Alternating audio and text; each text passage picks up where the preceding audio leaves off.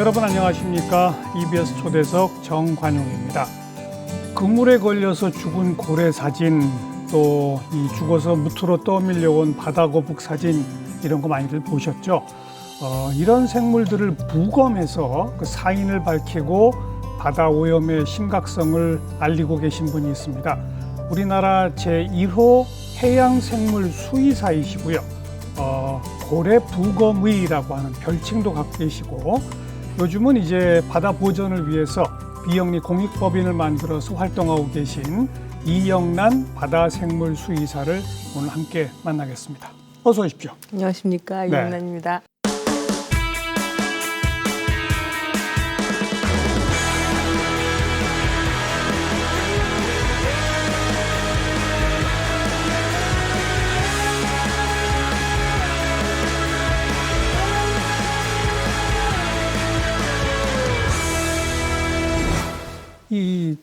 보통 수의사라고 하면 아픈 동물을 치료하고 고치는 그런 일을 하는 분이잖아요. 그죠? 그렇습니다. 그럼 이제 집에서 키우는 강아지나 고양이가 아프면 데리고 가거나 아니면 그 축산업자분들이 뭐 소나 뭐 양이나 말 이런 거 키우다가 아프거나 그러면 수의사를 찾아가고 그런 거잖아요. 네. 그럼 해양생물이 바다에 있는데 어떤 해양생물이 아픈지 누가 알아서 우리 수의사님께 데려갑니까? 이게 말이 됩니까? 네, 잘 이제 그 점쟁이처럼 맞춰야 되는 그런 어려움이 있는 분야이긴 한데요. 그 치료하는 수의사를 임상 수의사라고 하고 그 이외에 다른 일을 하는 수의사들도 많습니다. 뭐 저처럼 보전을 하는 수의사는 많지는 않지만 뭐 교수를 하는, 연구를 하는 이런 비임상 수의사들도 이제 많이 있고요. 해양생물 같은 경우에는 어쩔 수 없이 스스로 말을 못 하거든요, 잘. 네, 예. 그래서 이제 키우는 사람이 있는 데서는 진료가 가능합니다. 양식장. 그렇습니다. 아니면 아쿠아리움? 아하. 네, 이런 데서 이제 키우는 사람이 말을 해주는 거죠. 우리 애가 아침에 밥을 안 먹었어요. 이런 식으로 말을 해줍니다.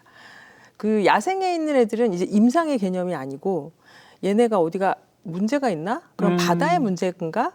아니면 지금 이 동물 전체의 문제인가? 이런 거를 알아차려야 되는 그런 연구들을 하는 수의사들이 그러니까 있습니다. 양식장이나 아쿠아리움 같은 경우는 수의사가 필요하겠어요. 그죠? 필요합니다. 네. 그쪽 일도 하시나요? 예전에 했었습니다. 아. 네, 예전에 했었는데 재밌는데 저는 야생에 더 많은 매력을 느끼는 사람이더라고요. 점점점 알아가게 됐습니다. 그런 일을 하면서.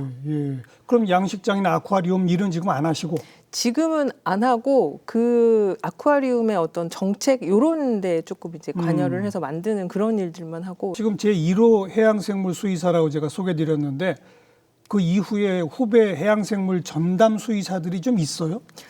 그 해양생물 수의사라는 게 사실 공식 명칭이 아니어서 제가 예전에 이제 이런 일을 하는 사람이 없는데 하는데 얘를 뭐라고 불러야 되지? 이러면서 어떤 인터뷰 하셨던 분이 하셨던 말인데 이게 이렇게 됐는데요. 그 이후로도 하고 싶어 하는 사람은 굉장히 많죠. 근데 이제 자리가 별로 없고 이제 수의사라고 하면 보통 부모님들이 어떤 금전적인 그런 걸 약간 기대를 하시는 게 있는데 그걸 채워주지 못하다 보니까 이제 중간에 처음에 시작했다가 포기하게 된 친구들도 많고. 그렇겠네요. 아쿠아리움 숫자도 몇 개 안 되고. 맞습니다. 양식장도 사실 거기 뭐 전담 수의사가 필요 없으니까. 네. 그렇겠네요. 네, 그래서 연구 쪽 하시는 분들이 조금 계시고, 그다음에 아쿠아리움에 또 몇 분 계시고, 그래서 이제 해양생물을 이런 수의학적 일을 하면서 온종일을 보내는 분들이 우리나라에 많지 않죠. 한 10명, 20명은 안 되는 것 같습니다. 네. 그러면 아쿠아리움이나 양식장 일은 지금 안 하고 계시면 지금 주로 하시는 일이 뭐예요? 제가 그 아쿠아리움에서 있을 때도 너무 행복하고 너무 재밌었지만 거기서 있으면서 야생에 있는 애들의 보전에 대해서 그게 관심이 많았거든요. 그래서 얘네들이 다치거나 뭐 아픈 애들 이렇게 데려다가 치료하고 이렇게 하는 구조 치료하는 거에 너무 관심이 많아서 미국의 그런 좀 유명한 기관에 지원을 해서 다녀왔었어요. 다행히 합격을 해서 비행기표도 받고 용돈도 받으면서 행복하게 그 배워 수련을 하고 왔는데 이제 그때 거기서 많이 느꼈죠. 이게 저는 원래 구조 치료가 메인이라고 생각을 했는데 그 한 생명을 살리는 거 그거 이상이더라고요. 바다라는 건. 예, 예. 얘가 왜 아픈지 얘를 고쳐서 얘 하나 살리는 것도 되게 의미가 있지만 얘가 왜 아프게 아픈지. 됐는지. 그렇죠. 그럼 다른 종들은 어떤지. 그렇죠. 그럼 바다 상태는 어떤지. 그러면 이런 걸 모두 관리하기 위해서는 사람들한테는 어떻게 이야기를 해야 되는지, 어떻게 교육해야 되는지, 맞습니다. 정책은 어떻게 돼야 되는지. 그래서 그때 좀 굉장히 충격을 받을 만큼 아, 이런 일을 하고 싶다. 그래서 이제 와서 그 비영리법인 다른 데서 일을 좀 하다가 이제 제가 만들었습니다. 법인을 만드셨잖아요. 공익법인을. 네. 그래서 지금 이제 법인 활동에 전념하고 계신데 맞습니다. 그 법인의 주된 활동이 뭐냐고요, 그러면. 지금 이제 주된 활동은 정부에서 그 지금 정부끼리 할 수 있는 일도 또 있고 또 다른 데서 조금 같이 해주면 좋을 일들 그런 일들을 제가 같이 이제 도우면서 예. 제가 부족하나마 경험과 지식을 가지고 이런 정책이나 이런 데 좀 도움되는 일이라던가 부검이라던가 그런 일을 정부랑 같이 하는 일들이 지금 현재는 가장 많고요. 부검이라. 부검하죠. 그러니까 죽은 생명체를 해부해서 네, 사인의 원인을 밝히고 뭐 이런 걸 말하는 맞습니다, 거죠. 맞습니다. 그럼 지금까지 고래 부검을 몇 번 정도 하신 거라고 생각되세요? 제가 그걸 세본 적은 없는데 고래 말고도 뭐 물개, 뭐 바다사자, 뭐 거북이 뭐 이런 것까지 다 부검을 했으니까요. 500건 되려나? 고래 연구소 다닐 때부터. 아, 고래 연구소는 언제부터? 2009년부터 다녔어요. 그러니까 지금 한 15년 정도 동안 한 400, 500 이렇게 한 것 같아요. 예. 고래 연구소란 데가 있어요? 있습니다. 오. 우리나라의 해양수산부 산하에 그 연구기관인 국립수산과학원이라는데 거기에 소속돼 있는 연구소예요. 그래요. 네. 거기는 어떻게 들어가게 되셨어요?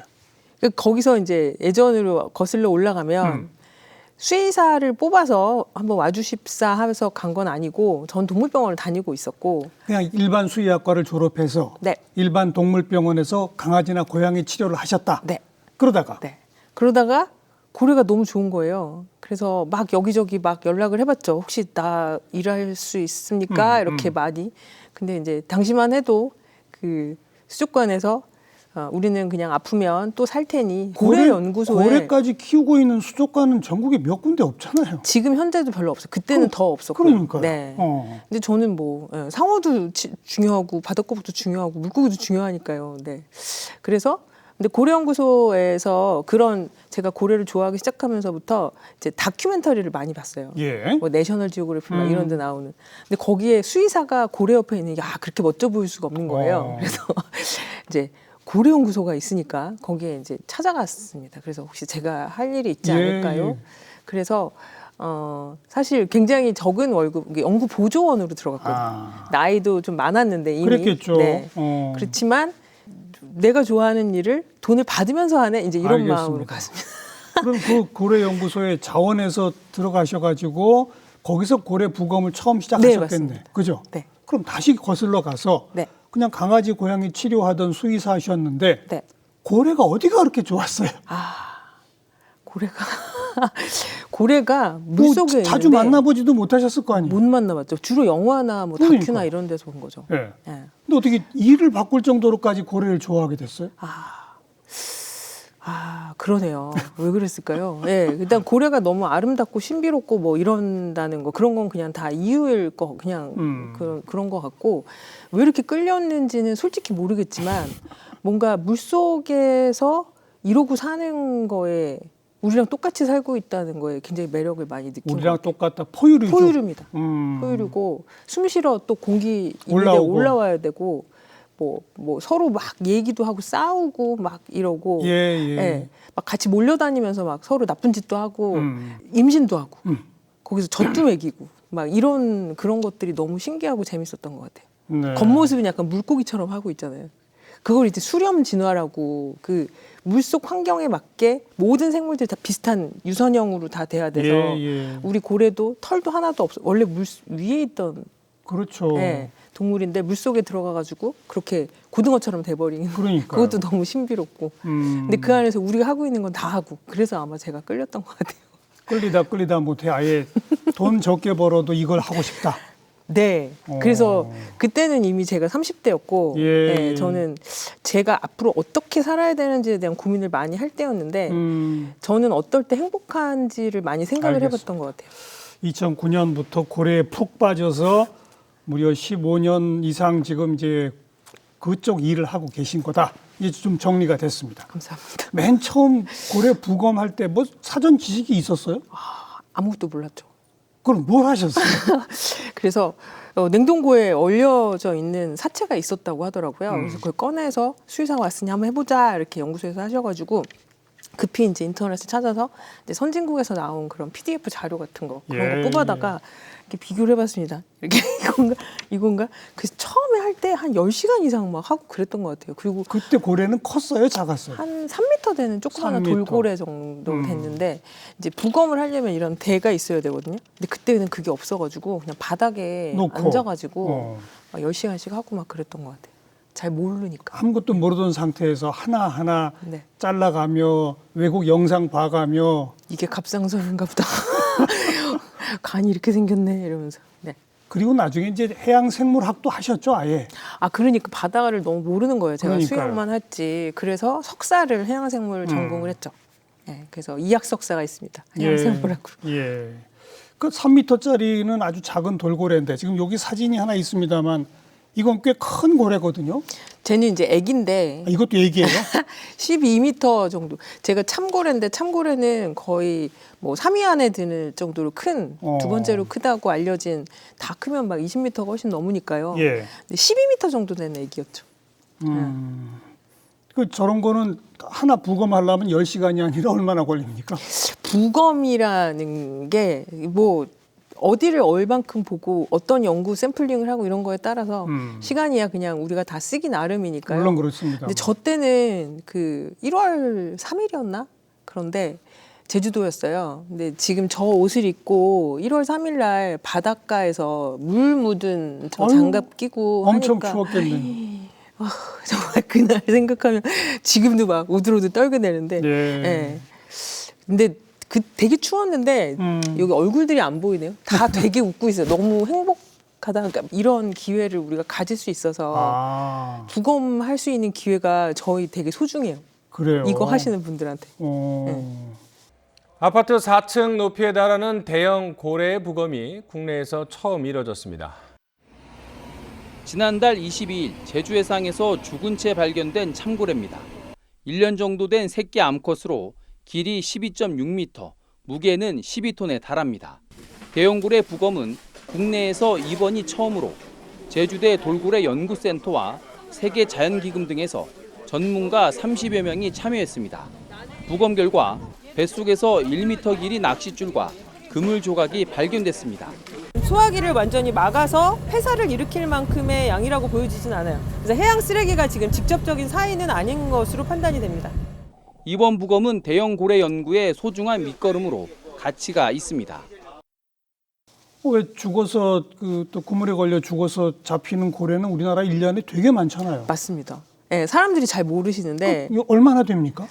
공식적으로 통계로 잡히는 고래들이 이제 제일 많았을 때는 한 해에 한 2,000마리 정도까지 보고가 된 적이 있었고 2,000마리. 네. 근데 지금은 이제 그거보다는 좀 많이 줄었어요. 근데 이게 줄은 이유가 실제 고래가 안 잡혀서인지 안 죽어서인지 아니면 보고가 안 되는 건지 뭐 이런 거에 대한 그런 그물에 논란이 있긴 걸려서 하지만 죽었는데 그냥 버려버리는 수도 있겠네요. 예전에는 그 고래가 잡히면 그거를 처음 발견한 사람이 주인이어가지고요. 고래 고기도 팔고 막 그렇잖아요. 일부러 내가 죽인 것만 아니면 예, 예. 판매가 가능했었어요. 그러니까요. 그러니까 이제 우리 그물에 가지고 들어오면 이제 데리고 와가지고 신고도 하고 그러니까 신고율이 높았었죠. 그렇죠. 근데 지금은 그런 게 거의 다 없어지고 이제 팔 수 있는 고래가 몇 종 안 남았는데 그 중에 하나가 이제 밍크고래거든요. 그게 뭐 별명이 정말 제가 너무 싫어하는 말이지만 바다의 로또라는 아니 그 생명을 가지고 예, 바다의 예, 로또라는 게 근데 또 뭐 이해는 되죠. 한 마리 팔면 막 1억 이렇게 받으니까요. 근데 그 고래는 아직 판매가 되는데 나머지는 거의 다 못 팔아서 그래요. 예, 내 그물에 걸렸는데 이거 가지고 가봐야 근데 조사는 받아야 되거든요. 신고하고 조사받고 자기 시간만 쓰는 거고 돈은 그러니까, 안 되고. 그러니까 아무도 그렇게 걸려서 죽은 고래는 그럼 다 그냥 버려요? 어떻게 해요? 지금 현재는 거의 다 버려지고 있다고 이제 생각이 되어 바다에 있죠. 그냥 버려요? 신고는 됐어도 신고 안 되고 아니 그 신고된 경우는 그러면 바다에 버리면 이제 걔네들이 가라앉는 경우도 많고 만약에 부패 가스가 배에 차면 떠밀려 오면 그렇죠. 이제 그거를 뭐 주민들이나 아니면 관광객들 주로 이제 바닷가에 놀러 갔던 관광객들이 많이 신고를 하시고 예. 예, 그러니까 일부만 지금 신고가 되고 있는 걸로 추정이 되죠. 그래서 떠밀려온 것들은 땅에 파묻습니까? 땅에 파묻기도 하고 이제 대부분 그런 작은 소형 돌고래들은 그냥 폐기 업체가 네. 아무튼 옛날에 비해서는 신고율이 뚝 떨어지고 그렇게 많이 잡히진 않는다, 포착되진 않는다라고 하셨는데 그래도 뭐 2,000건에 비해서는 적겠지만 몇백 건씩 될 거 아닙니까? 네. 그런데 부검의 기회가 그렇게 어렵다는 거는 뭐죠? 지금 근본적인 문제는 아직 고래가 우리나라에서는 해양 보전, 뭐 생물, 뭐 이런 보전해야 되는 어떤 대상, 우리와 생태계를 같이 살아가야 하는 어떤 대상 이걸로 보기보다 법률상에서는 최소한 수산자원으로 아직은 좀 그렇겠죠. 묶어 있기 때문에 그래서 이게 진짜 그냥 아주 쉬운 예시를 그냥 들면 예전에 고래고기 불법 유통 때문에 예. 막 어떤 시사 프로그램에서 막 뭐 검살 뭐 유착 막 이런 거 난 적이 그렇죠. 있어서 이거를 따로 이렇게 돌리는 거에 그 처음에 조사를 해경이 한 다음에 그거를 이런 연구자들이 이렇게 쉽게 접근하는 거에 굉장히 거부감이 좀 있어요.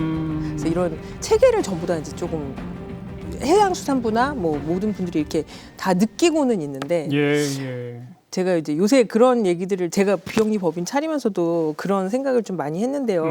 우리나라 정책이라는 거 어느 나라 정책이든 다 마찬가지지만 국민 세금으로 다 운영이 돼야 됐으니까 국민들이 요구해야 그게 바뀌고 그렇죠. 시스템이 정립이 되는데 아직 그 단계까지 안 갔고 국민분들이 모르시잖아요. 모르니까. 고래는 그냥 거의 두 가지만 아시는 것 같아요. 고래 고기 우리나라에 많이 살고 있고 이런 거 잘 모르시고 그 다음에 수족관 안에 있는 돌고래를 뭐 해방해라 뭐 이런 거 그게 안 중요하다는 건 아닌데 이제 그거 말고도 너무 많은 이야기들이 있다는 거죠. 알겠어요. 그래서 그런 걸 좀 많이 알리고 아직 싶습니다. 여기까지 정책적 수준까지 안 갔다는 말씀이신데 그러면 고래를 부검해달라고 의뢰가 오는 경우는 뭐예요? 저희가 이것도 하겠다고 비용이 꽤 많이 들지 않습니까? 네, 저희가 하겠다고 하는 겁니다. 아 그래요?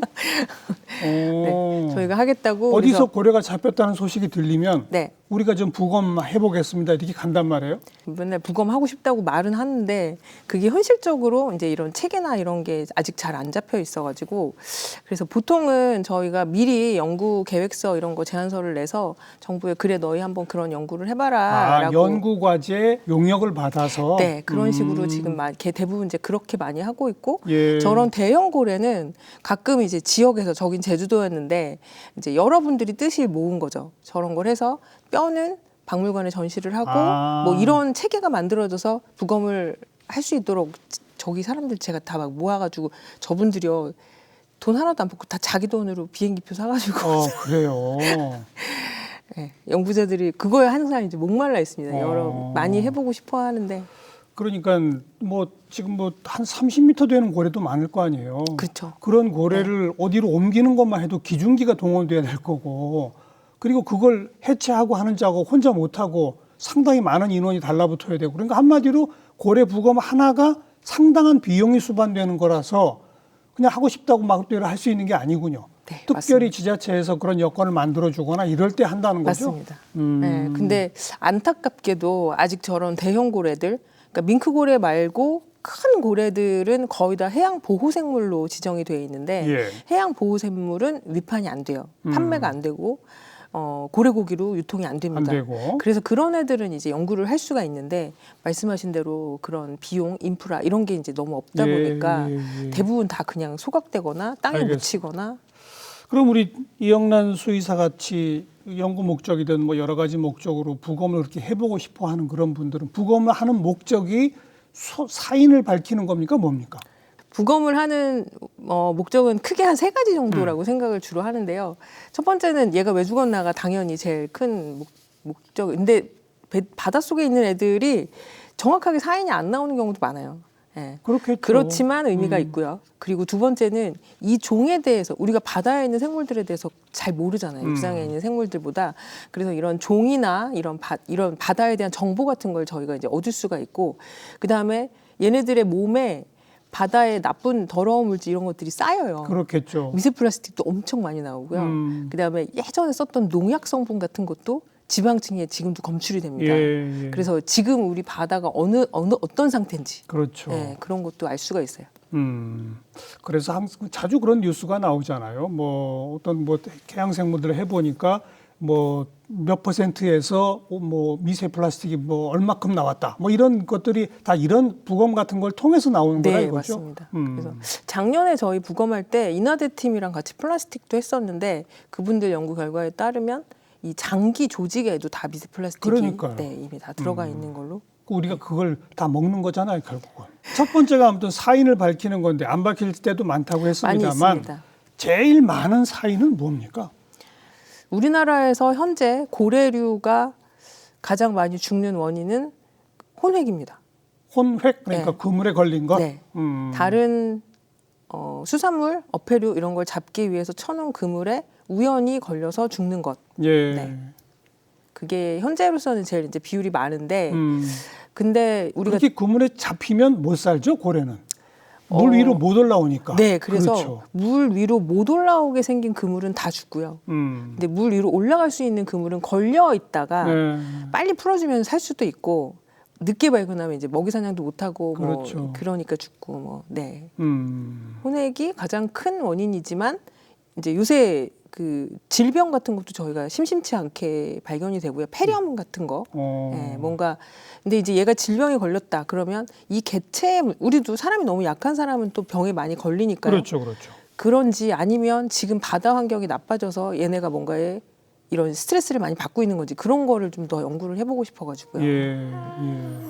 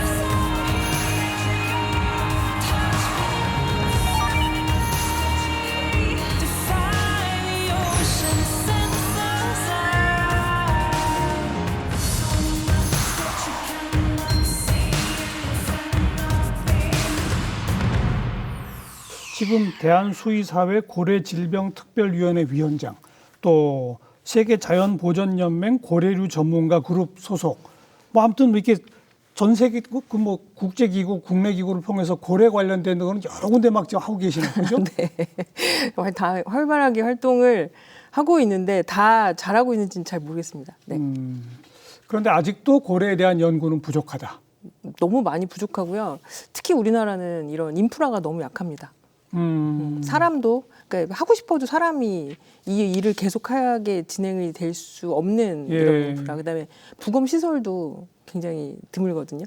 예, 부검할 수 있는 장소도 굉장히 없고, 그다음에 뭐 이런 대형 고래 같은 경우에는 지금 저 사진처럼 어디에 기중기 가지고 끌어오면 이건 뭐 한도 끝도 없이 일도 그리고 그 20m 되는 애를 어디 넣고 부검할 수 있는 데도 없고요. 그래서 그냥 그 자리에서 해야 바로 되고, 그 현장에서? 네, 그리고 이제 해야 되는데 그런 체계도 아직 우리나라에는 안 잡혀 있고 그나마 좀 제대로 부검할 시설이 있는 곳은 어디예요? 고래연구센터 하나입니까? 하나입니다. 거기 한 군데예요? 네, 거기는 진짜 시설도 좋고 근데 예. 거기도 한 10m 정도 되거든요. 그래서 거기도 10m 저렇게 넘은 애들은 못 들어가요. 못 들어가겠죠. 네, 그래서 이제 그런 인프라도 많이 갖춰줘야 되지만 작은 애들이 또 훨씬 더 많이 죽는데 그렇죠. 작은 애들이라도 그렇게 잘 부검할 수 있는 지금 저희는 이제 건국대학교 수의과대학하고 MOU를 맺고 거기에서 이제 부검을 예, 거기 예. 학생들 가르치는 것도 같이 하면서 뭐 이렇게 하고 있는데 그 동안에는 부검하러 저 길 그 막 제주에서 귤박스 쌓아놓고도 해본 적 있고요. 예, 막 다양한 경험. 귤박스를 왜 싸나요? 너무 바닥에 앉으면 허리 아프니까. 예. 그냥 그야말로 맨 땅에 헤딩하듯이 하시는 거군요. 그렇게 고래를 뭐 수백, 물론 고래뿐이 아닙니다만 뭐 수백 차례 부검하면서 굉장히 인상 깊었던 순간들도 꽤 있었을 것 같아요. 한두 가지 이야기를 좀 들려주시면. 일단 저 참고래는 진짜 인상이 너무 춥기도 했지만 물론 너무 많이 부패가 돼 있어서 진짜 유의미한 어떤 사인을 밝힐 수는 없었지만 그래도 저런 걸 해봤다는 게 이제 우리나라에선 대형 고래로는 공식적으로는 최초 부검이었기 때문에 이제 그게 너무 의미가 있었고요. 예. 그 다음에 제가 고래연구소 다닐 때 이제 그 어떤 애가 정말 눈으로 본 첫 번째 케이스였는데 고래는 저런 큰 대형 고래 말고 작은 돌고래들은 자기가 먹고 싶은 그 한 마리를 이렇게 타겟해서 먹기 때문에 이 큰 플라스틱을 거의 먹는 경우가 많지 않거든요. 근데 걔는 그 비닐 코팅된 종이를 먹고 위가 막혀 죽은 애가 하나 있었어요. 네. 물고기로 착각했군요. 모르겠어요. 무슨 일이 있었던 건지. 그래서 부검할 때는 얘네는 그 영양 성분들이 다 피부, 피하 이런 데 쌓이는데 진짜 너무너무 빼짝 말라가지고 네, 못 먹고 되게 고통스러워하다가 죽었던 걸로. 네. 네, 그게 굉장히 기억에 남습니다. 그 아까부터 이제 우리나라는 이런 그 인프라나 이런 게 잘 안 갖춰져 있다는 말씀하셨는데 아까도 언급하신 그 미국에 가서 그런 활동을 전문적으로 하는 곳에 가서 이제 공부하고 오셨잖아요. 그런 해외의 해양 동물 그 구조 시스템을 보니까 뭐가 가장 인상 깊었습니까? 뭘 우리가 빨리 배워야 되나요? 그렇죠. 그 일단 모든 바다의 선진국들 근데 그래도 뭐 우리 주변에 있는 국가들도 그런 나라가 굉장히 많아요. 대만 뭐 일본 이런 데도 이제 좌초라고 하는데요. 죽거나 아니면 뭐 살아있는 경우에도 이렇게 떠밀려 올라오는 네. 걸 우리는 스트랜딩 됐다, 좌초됐다고 하는데 처음에 딱 좌초가 되면 얘가 누구고 왜 이렇게 됐는지에 대한 파악이 돼야 되는 게 저는 가장 중요하다고 생각을 하는데 그게 아직 우리나라는 좀 어렵고 우리는 아직 고래고기가 팔리는 나라잖아요. 그러니까 이제 해양경찰이 먼저 출동을 하게 되니까 이 동물 종은 어떻고 지금 상태가 어떻고 이걸 알기가 너무 어려워요. 근데 이제 제가 봤던 그 뭐 미국이나 호주나 뭐 하다못해 뭐 옆에 일본, 대만 이런 국가들에도 이제 좌초 대응을 하는 네트워크가 있어서 그러니까 해양 경찰이 출동할 뿐 아니라 수의사도 함께 출동하는 거죠. 그 나라들은. 수의사까지는 아니고 거기는 이제 경찰이 직접 가지는 않는 나라가 많고요. 그냥 동물을 많이 아는 사람, 전문가. 이걸 많이 아는 사람, 경험을 해본 사람. 그러니까 그런 그 해양생물 구조 대응 팀의 그렇죠. 전문 요원들. 네네. 그렇죠, 그렇죠. 이제 그런 분들이 나가서 얘는 누구고 왜 이렇게 됐고 어떻게 해야 되는지를 그분들이 이제 판단을 하는 거죠. 예. 얘 잠깐 이렇게 올라온 거니까 얼른 해가지고 다시 내보내자. 아니면 얘 지금 너무 고통스러워하니까 안락사가 낫겠는데 아니면 얘 지금 사육시설로 데려가가지고 치료 좀 하고 그러면 나중에 살릴 수 있을 것 같다. 이런 판단을 해야 되는 거죠. 네. 그래서 이제 우리나라가 제일 아쉬운 거는 아마 지금 언젠가는 그렇게 되겠죠. 그리고 이제 해양 경찰 분들도 이런 거를 해야 된다고 생각하시고 그분들도 막 하시려고 하세요. 이게 뭐 다 그러신 건 아니지만 그리고 뭐 그렇게 이제 생각하시는 그런 비율들이 조금씩 올라가고 있는 것 같아서 네. 우리도 곧 바뀌게 되지 않을까. 근데 이게 국민 여러분들이 전부 다 그렇게 좀 많이 생각을 해주셨으면 좋겠어요. 그렇죠. 그러니까 현재 우리나라에는 그런 떠밀려온 생명체에 대한 구조 대응 팀 자체가 없는 거죠. 아니요, 있어요. 근데 있어요? 살아있는 고래들은 우리나라의 전문 구조치료 기관들이 지정되어 있어서 이제 그런 분들이 원래는 출동을 하셔야 되는데 이제 지금 지정되어 있는 그런 기관들이 거의 다 뭐 아쿠아리움이나 이런 데다 보니까 그리고 우리나라는 이렇게 구조해야 되는 그런 게 자주 있지는 않아요. 그렇죠. 네, 대부분 죽어서 떠밀려오는 맞아요. 경우가 많기 때문에 왜 죽었는지가 사실 좀 더 알아야 되는 그런 부분인데 살아있는 애가 그렇게 됐을 때는 그 구조치료기관에서 이제 출동해서 할 수 있게 되는데 못하는 경우도 많이 있죠. 그렇게 되면 이제 거기에 전문가가 안 오니까 예. 안타까운 결과가 나오기도 하고 그러게 이제 가끔씩 방송에서 이제 되게 훈훈한 따뜻한 이야기로 이렇게 묘사되지만 자세히 보면 얘가 바로 풀어주면 바로 죽었을 앤데 진짜 피 한 번 뽑아서 혈액 검사라도 좀 하고 얘가 살리지는 못하더라도 그러니까 이게 얘를 살리느냐에 너무 사람들이 많이 집중을 하세요. 그거에 너무 포커스를 맞추시고 예. 그리고 우리나라 분들이 진짜 안락사라는 거에 대해서 엄청 거부감이 좀 많이 있으시거든요. 근데 고통이 뿐인 그런 거는 얼른 마감을 지어주고 다른 종들이 이런 일을 겪지 않게 대책을 마련해 주는 게 저는 이제 더 중요하다고 중요하죠. 생각을 하니까 이런 류의 인식 개선을 좀 저희가 열심히 활동을 좀 해야 될 것 같아요. 외국의 그런 기관들은 대체로 중앙정부나 지방정부가 공식적으로 운영을 하는 겁니까? 아니면 어떻게 되는 겁니까? 그런 나라들도 있을 수 있는데 대부분은 그냥 이런 비영리 단체, 비영리 기관들이나 아니면은 그런 뭐 아쿠아리움이나 이런 연구소나 이런 데서 따로 그런 일을 하는 파운데이션이나 이런 걸 따로 만들어 가지고 그런 일들을 하면서 정부나 이런 데서의 과제 같은 걸 받기도 하고요. 여기 이 구역부터 이 구역까지 질병 연구를 좀 해주세요. 뭐 이런 과제를 받기도 하고, 아니면 일반인들이 후원을 뭐 받기도 하고, 그다음에 이제 기업들 같은 데가 많이 또 참여를 하기도 하고 그렇습니다. 네. 바다는 우리 모두의 것이니까. 모두의 것이죠. 네, 이게 누구 하나 책임져야 되는 그런 데가 아니니까. 지금 이제 비영리 공익법인의 일을 전담하고 계신데 그 공익법인의 주된 활동은 이런 뭐 부검도 하고 이런 것 연구도 하고뿐 아니라 정책 제안도 하고 뭐 이런 것들 아니겠어요? 그죠? 네, 맞습니다. 주로 어떤 정책들이 지금 필요하다고 보십니까? 제가 지금 좀 전에 말씀드렸던 그런 좌초에 대응해가지고 대응하는 구조팀, 그런 여러 이런 것들이 이제 필요하기도 하고, 그다음에 제가 저희만 하는 프로젝트를 하나 지금 저희가 준비 중이에요. 네. 그래서 이제 우리가 이름 붙이기로 기억 프로젝트거든요. 그게 뭡니까? 고래야 금방 갈게. 그래서 발음하면 그에서 고고고를 약간 생각나게 그렇게 한번 만들어봤거든요. 고래야 금방 갈게. 네. 근데 물론 고래한테만 가지는 않고 바다거북이 불러도 가고 바다사자가 불러도 갈 거지만, 그러니까 뭔가 자초나 뭔가 사건이 발생했을 때 전문 구조 대응팀 아는 사람이 가서 네가 어떻게 할 건지를 내가 한번 해줄게 이런. 근데 기획을 해놓은 건 사실 작년인데 이게 다 사실 아까 그 인프라 비용 뭐 이런 것들이 아무래도 많이 들다 보니까 이제 그런 걸 해결을 아직 좀 해서 어려움을 좀 겪고 있습니다. 국민적 후원이나 기업 후원 같은 게 잘 없어요? 네. 근데 제가 아직 덜 알려서 아마 그런 거겠죠. 그래서 기업들도 좀 이런 거에 같이 좋은 일이니까 좀 많이 참여해 주시고, 또 일반인들은 꼭 돈을 내는 뭐 이런 것도 있지만 같이 가서 나도 교육을 좀 받고 이런 거 한번 해보고 싶다 이런 분들도 또 참여해 주시면 또 더 재밌을 것 같고요. 우리나라 인근 바다에 고래가 많은 종이 삽니까? 우리나라에 우리 그것부터 잘 몰라요. 그쵸. 그거 모르시는 분들 진짜 그러니까요. 많으세요. 우리나라에 고래가 있어요? 이렇게 하시는 분들도 많아요. 고래연구소의 그 자료에 따르면 여태까지 발견된 게 35종 정도 되고요. 그렇게나 많아요? 그러니까요.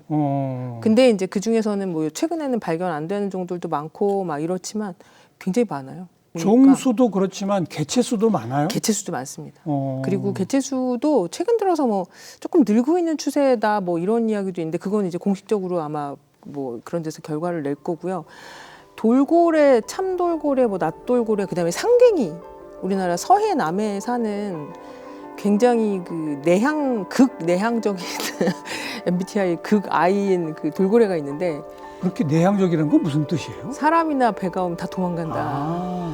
그 참돌고래, 큰 돌고래 이런 애들 배 타고 가면 막 옆에 선수파 타고 막 파도 같이 타고 같이 놀잖아요. 응. 근데 상갱이는 그렇지 않아요. 네, 무슨 소리가 나고 그러면 다 도망가 버려서 그래서 이제 우리는 극내향형의 돌고래가 있는데, 걔가 서해 남해 동해 남부 이렇게 사는데 우리나라에서 가장 많이 살고 있는 종 중에 하나이기도 하고 가장 많이 죽는 종 중에 하나이기도 해요. 그물에 거의 걸려서. 네. 그리고 참돌고래, 낫돌고래, 그다음에 큰 고래들 중에는 요새 이제 혹등고래나 참고래 뭐 이런 애들도 간간히 발견이 되고 20m, 30m짜리도 있단 말이죠? 네. 향고래 이런 애들도 자주 발견이 됩니다. 향고래는 2km를 잠수하는 그 모비딕에 나온 그 머리가 너무 커서 3등신인 되게 매력적인 그 고래. 걔도 우리나라에 수심 2,000m까지 내려간다? 네. 네. 그래서 우리나라에도 굉장히 다양한 고래들이, 근데 보통 고래들은, 큰 고래들은, 작은 고래들은 보통 거기에 이제 연안에 그냥 정착해서 거기서 살고 있는 애들이고, 큰 애들은 회유를 하는데 멀리까지 갔다 오는 거죠. 네. 그래서 아마 우리나라는 그냥 지나가는 길목이 아닌가 뭐 이런 그런 연구하시는 분들이 그런 말씀 하시더라고요. 그렇겠죠. 그렇게 다양한 종류의 고래들이 살고 있고, 그 고래들이 어떤 환경 변화나 뭐 수온 변화에 따라 어떻게 변해가는지, 이걸 체계적으로 알아야 되는데 지금 우리가 연구가 안 되고 있는 거군요. 그 고려연구소 아까 말씀드렸는데 그분들이 아마 우리나라에서 그런 모든 이런 거를 다 지원을 받으면서 연구를 할 수 있는 이런 환경에 놓인 어떻게 보면 유일한 분들이잖아요. 기관인데, 근데 거기도 인력이나 예산이 부족하니까. 그럴 수밖에 없다고 하시더라고요. 굉장히 저도 물론 거기서 일을 해봤지만 저는 예. 예. 그 이외에 또 다른 데서는 그게 더 어렵고 예, 뭐 대학 연구소 이런 데서 그런 또 투잡이나 아니면 뭐 알겠습니다. 연구비나 이런 거 하기가 어렵고 자, 두 가지죠. 변하고 있는 것은 하나가 환경 오염이 얼마나 심각해지고 있는지. 두 번째는 지구 온난화로 인해서 수온 변화가 이런 해양 생물 생태계에 어떤 영향을 미치는지. 이제 이 두 가지를 점검할 차례인데 벌써 한 15년째 이 바다 관련 일을 해오시면 첫 번째, 환경 오염이 심각해지고 있다는 게 분명히 보입니까? 환경 오염에 대한 것보다 바다 생태계가 너무 바뀌고 있다는 거는 확실하게 보입니다. 네. 그리고 그 일단 이건 어민들의 거의 대부분 다 동일한 얘기를 하시는데 수산 자원이 진짜 많이 줄었습니다. 네. 그 어획량이 많이 줄었고 그리고 어종도 많이 바뀌고 있다는 이야기를 많이 하고요. 그것의 1번 원인은 기후 변화 때문이겠죠. 그래서 지금 얼른 계속해서 자료를 쌓는 게 예, 굉장히 중요할 거라고 생각을 합니다. 네. 그 요즘에는 그 여러 가지 그 연구 기법들이 좀 많이 발견이 좀 계속 이렇게 되는데 우리나라도 이제 시행을 하려고 시도를 많이 하고 있다고 고려연구소에서도 이제 예. 하고 그러던데 제가 그 호주 가서 요번에 가서 보고 같이 하고 온 거는 얘네 이렇게 올라와서 숨 쉬잖아요. 이렇게 밑에 들어갔다 그렇죠. 이렇게 올라갔고 근데 오래 잠수하는 애들은 향고래 같은 애들은 막 2시간씩 숨을 참거든요. 2km 갔다가 오면 숨을 얼마나 많이 뱉겠어요. 그렇죠. 그 큰 애가.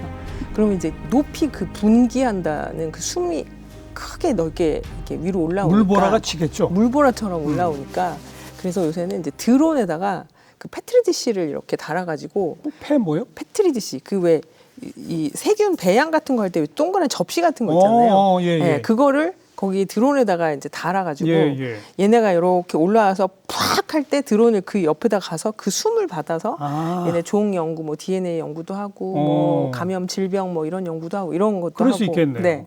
그리고 얘네들이 똥을 진짜 많이 싸거든요. 그렇겠죠. 똥을 그 고체로 싸지 않고 이게 완전 뿌리는 액체로 이렇게 쫙 이렇게 뿌리듯이 싸는데 한 번 쌀 때마다 양이 어마어마합니다. 그렇겠죠. 네. 그래서 이제 그걸 쫓아다니다가 똥을 이렇게 싸면 거기에 물을 떠서 뭐 그런 연구를 하기도 하고 요새 이제 그런 연구들이 다양한 예전에는 그 실제 여기 살을 조금 뜯어내는 그런 생검 뭐 이런 연구들을 조금 많이 했었는데 요새는 이제 이런 다양한 환경에 있는 그런 eDNA라고 하는데 그런 연구들을 많이 합니다. 예. 그 연구 기법은 상당히 발전했는데 네. 결국은 예산 지원이나 이런 게 돼야지 할 수 있는 거잖아요. 맞습니다. 인력 이동을 되고. 맞습니다. 네. 수온이 높아진 건 확실히 보이죠.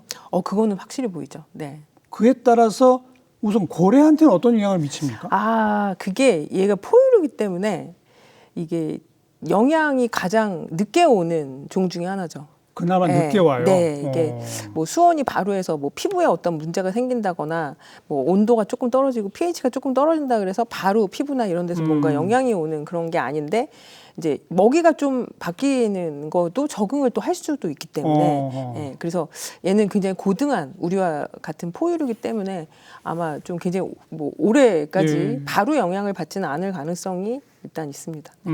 고래는 그렇지만 다른 어종의 변화는 분명히 보이죠. 네. 제일 두드러지게 보이는 게 뭐예요? 제가 뭐 오징어가 안 잡힌다 뭐 이런 얘기를 많이 들었고. 맞아요. 오징어도 안 잡혔고 그리고 제가 스쿠버 다이빙을 굉장히 좋아하는데 네. 그래서 스쿠버 다이빙을 하러 예전에 비싼 돈 써가면서 외국에서 봤던 종들이 우리나라에 요즘 많이 보이더라고요. 열대 어종 이런 열대 어종 많이 보입니다. 확실히 많이 보이더라고요. 제주도까지 다 왔겠죠. 네. 동해에도 막 열대 어종들이 간간히 동해에 열대 어종이?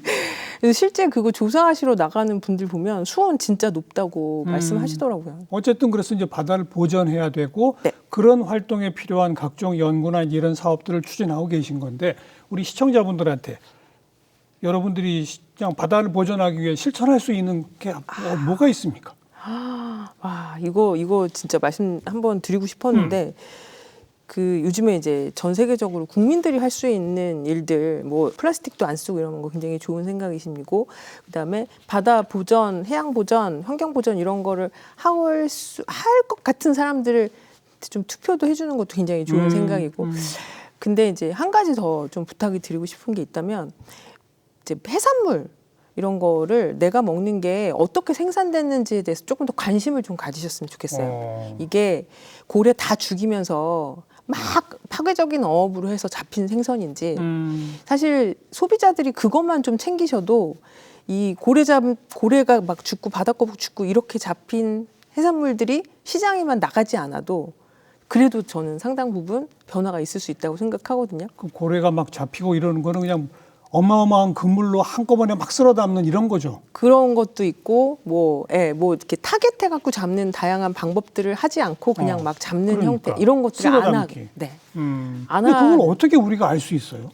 그거를 이제 뭐 여러 뭐 인증 제도도 있고, 아. 근데 아직 우리나라에서는 많이 활성화는 안 돼 있어요. 근데 네. 그 윤리적인 소비하면 이제 특히 먹는 것 중에서는 동물복지, 계란 뭐 이런 게 예, 예. 굉장히 그래도 사람들이 많이 인식이 좀 높은 그런 상태인데, 동물복지 계란이 그나마 성공을 한 이유는 제가 볼 때는 그렇게 먹은 그런 스트레스를 좀 덜 받고 약을 덜 먹고 큰 애들이 내 몸에 들어왔을 때 나한테 좀 더 이득이 좋다. 그렇죠. 그런 생각이 좀 있어서가 아닐까 당연하죠. 싶은데, 사실 수산물은 그렇게 잡히면 내 아이가 고등어를 못 먹을 뿐이지 내가 그 먹은 게 좀 더 뭐 그렇다는 그 질적인 차이, 그 없죠. 수산물의 질적인 차이는 없기 때문에 이게 좀 홍보가 어려울 수 관심이 있을 것 덜한 같아요. 거죠. 네, 이거는 정말 좀 뭔가 양심이나 이런 거에 좀 기댈 수밖에 없을 것 같아요. 마구잡이 혼획인지부터 좀 판단해 봅시다. 궁금해 봅시다. 네, 이 말씀이네요. 자, 마지막으로 네. 나에게 바다란, 나에게 고래란. 나에게 고래란 바다에 사는 이영란이다. 본인이 고래예요? 아니 저는 고래가 아닌데 거기 다니는 거 보면 꼭 제가 다니고 있는 것 같은 좀 그런 느낌이 들어요. 약간 좀 이입하는 것 같은 느낌이 듭니다. 감정이입. 뭔가 처음에는 신비스럽고 그리고 거기에 저를 좀 한번 대입시켜 보는 그런 느낌이 있는 것 같아요. 잘 이해가 안 되는데요. 그 정도로까지 감정이입이 되시는지. 아, 뭐 그렇게 푹 빠져 사는 건 아닌데 하고 다니고 예, 있는 예. 게 네, 육상에서 제가 그러고 다니지 않나? 알겠습니다. 뭐 앞으로 계획은 아까 말씀하신 그런 구조 대응팀 같은 거 만들고 곧 필요한 지원 시스템 만들고 정책 뭐 제안하고 이런 거겠군요. 네, 교육 홍보도 좀 많이 하려고 그죠? 합니다. 네. 아무쪼록 뭐 바다를 지키는 최첨단 천병으로 앞으로도 계속 왕성하게 활동해 주시길 부탁을 드리겠습니다. 감사합니다. 오늘 열심히 말씀 하겠습니다. 잘 들었습니다. 고맙습니다. 감사합니다.